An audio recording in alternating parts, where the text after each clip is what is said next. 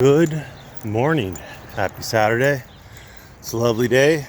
Taking the boy down to get his canine influenza shot this morning. That'll be fun.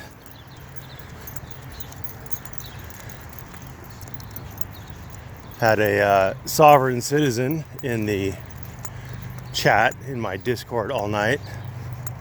A raging conspiracy theorist,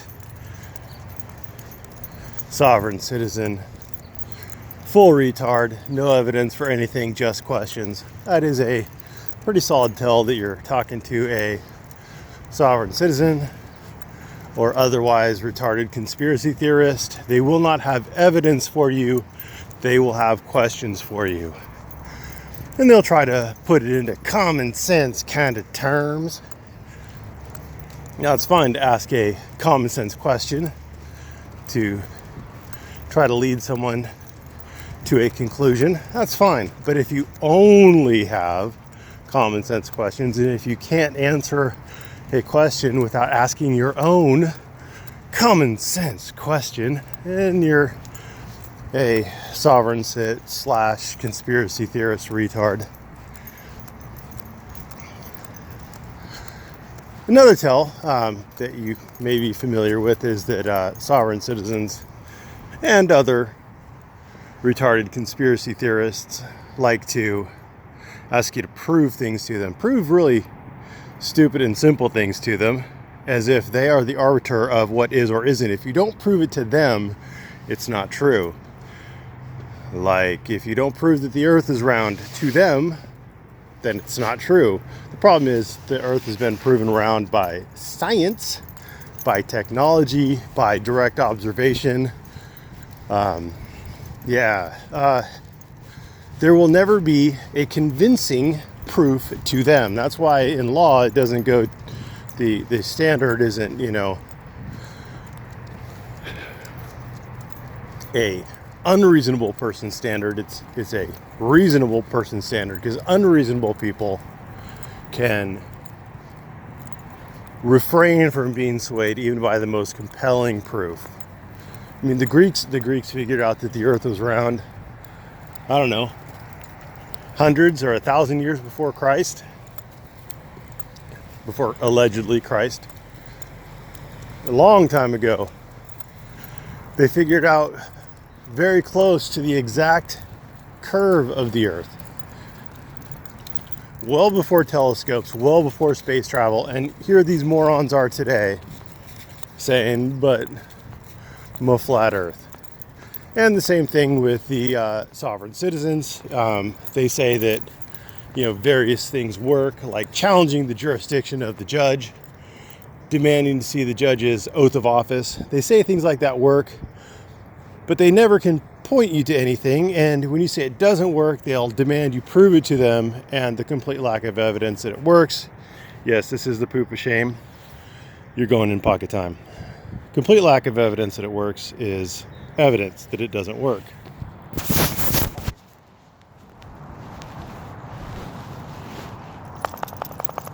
Shake it off, brother. Shake it off.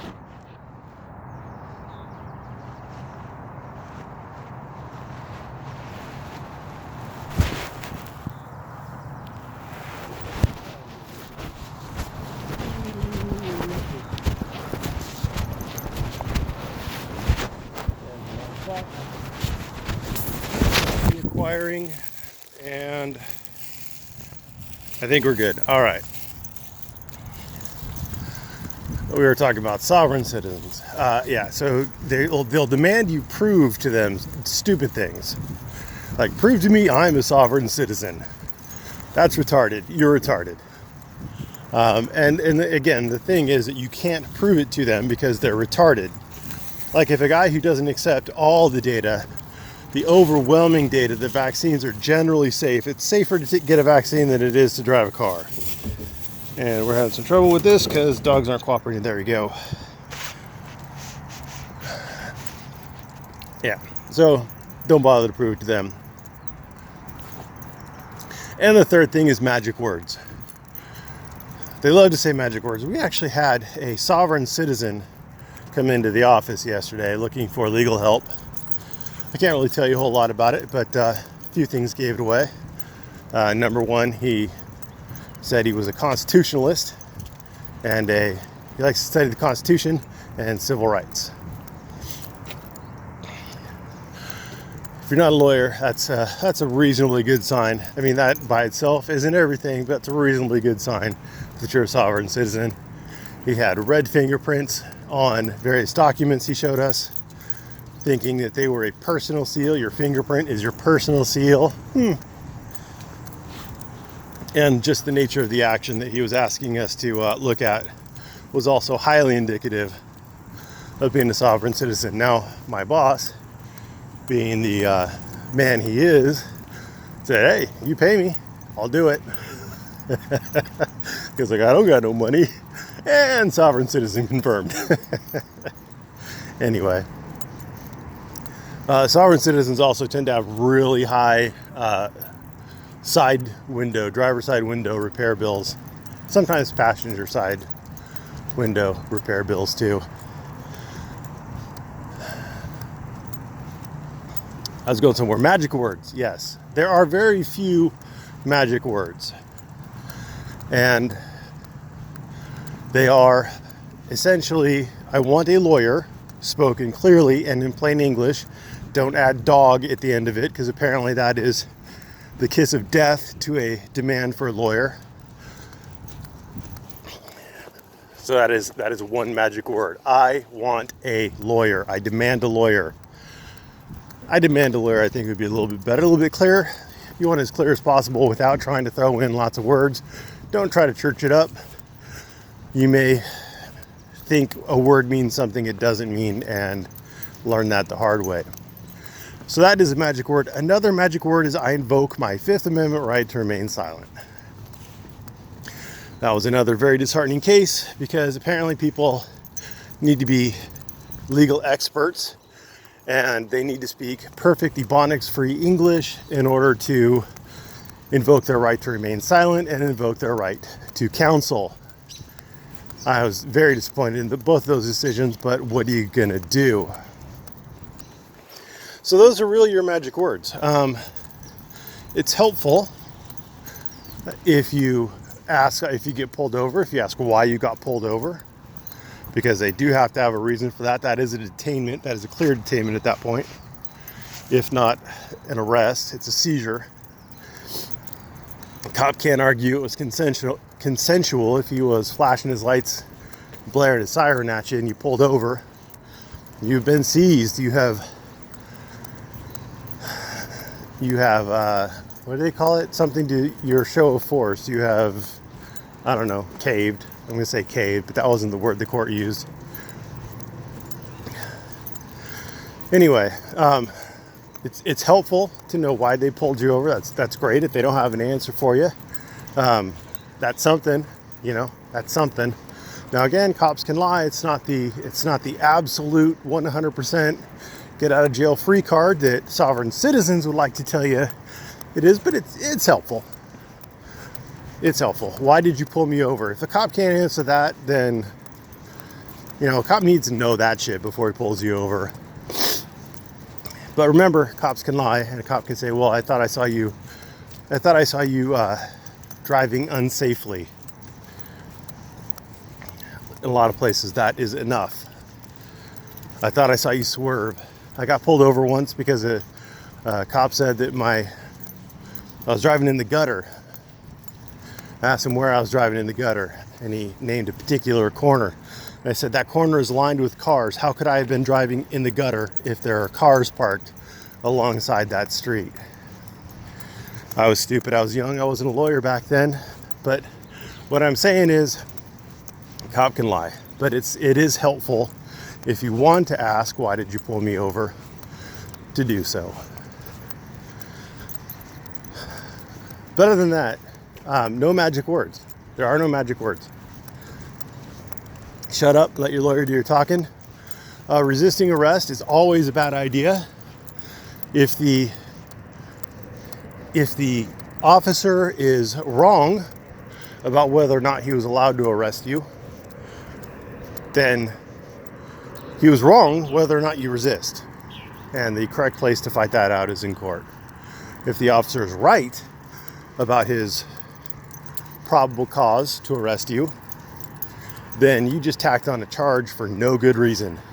And you risked hurting yourself. And you risked hurting the cop, which would be another charge. I mean, they could stack charges on that shit all day and all night. Attempted murder of a police officer, assault on a police officer, battery on a police officer. I mean, they'll eat up a lot of paper with charges on that shit. So don't do it. Just seriously, don't do it. I've made videos on bad elk. If you think that works, bad elk is bad law. I think I made a playlist out of it. It is dead law. You do not have a constitutional right to resist arrest. And even if bad elk was still good law, I could still distinguish it because it took place on federal property on an Indian reservation that didn't have its own laws in place regarding assault on a police officer or resisting arrest. And so as a territorial enclave, it got to use the state's laws. And the states used common law. That state particularly used common law at the time. We don't have that anymore. There are laws applicable to Indian territories that do deal with murder. It is a federal crime. There is no right to resist arrest. It's gone. It's done. So don't resist arrest. And finally, I think I understand why people turn to sovereign citizens, why some people do. I think they want to win. Maybe they think they're right, but the law says they're wrong. The facts say they're wrong. They don't have a winning case, and so they can't get an attorney. Maybe they don't have the money.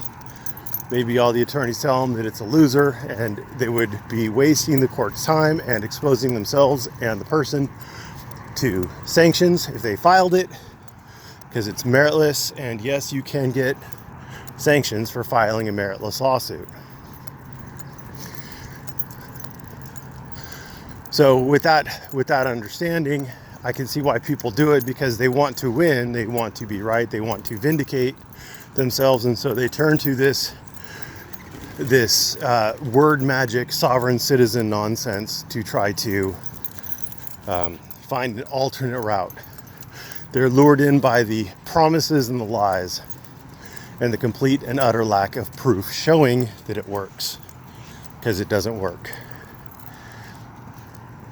Ultimately, at the end of the day, you have to remember that all this sovereign citizen crap that they spew gets looked at by a judge, who's probably going to be an attorney depending on your state and whatever rules, whatever laws. In California, it's going to be an attorney, a registered attorney, a bar member of the state of California. Speaking of which, I got to pay my dues. They are going to understand the law. They are going to understand precedent. They are going to understand what constitutes proof, what the elements of a specific action are, what needs to be proven. And if lawyers are telling you that it is a bad cause of action, if there's nothing there, if you're going to lose, a judge will probably see the same thing, because a lawyer is looking at it from your point of view and seeing what he can do to make it into a winner. He's looking for any specific issues. Like the sovereign citizen guy that came in the other day, he thought he had one cause of action. He didn't. There was nothing there. But we explained that he may have certain other causes of action against maybe some other people based on the facts that he gave us. And that's what an attorney will do, is they'll try to figure out, okay, you want to sue these people, let's see if there is some way that we can sue them. The judge isn't looking at that. A judge is looking at, okay, what does the law say? What does precedent say? What does justice say? And that's why sovereign citizenry is nonsense. It is absolute nonsense. And you end up hurting yourself and getting yourself foreclosed, getting your windows broken, getting arrested, getting tacked on charges, getting huge bankruptcy bills, going to prison for tax evasion. I prefer to say tax avoision.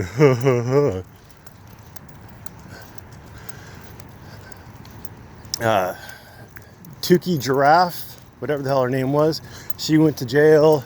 Winston went to jail. I mean, there's lots of prominent sovereign citizens who go to jail. If they try their bullshit, they go to jail because their bullshit's bullshit. Anyway, I've rambled on long enough.